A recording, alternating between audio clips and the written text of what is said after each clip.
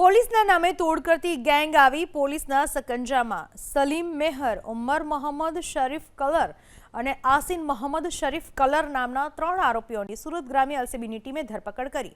Bardoli Dhulia road ઉપર LPG gas cylinder ભરીને જતા એક ટેમ્પોને આરોપીઓએ અટકાવ્યો હતો।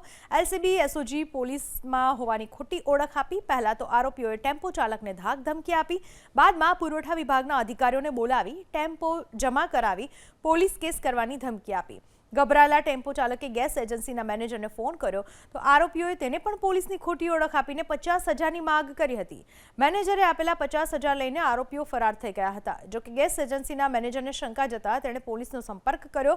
પોલીસે અલગ અલગ ટીમો બનાવીને 3 આરોપીઓને ઝડપી પાડ્યા, જ્યારે ફરાર એક આરોપીની પોલીસ શોધખોળ કરી રહી છે। ઝડપાયેલા તમામ આરોપીઓ મૂળ રાજસ્થાનના અને હાલમાં માંડવી અને માંગરોળ તેમજ વાલોડમાં રહે છે। તમામ આરોપીઓ ગેસ સિલિન્ડરના ધંધા સાથે સંકળાયેલા છે।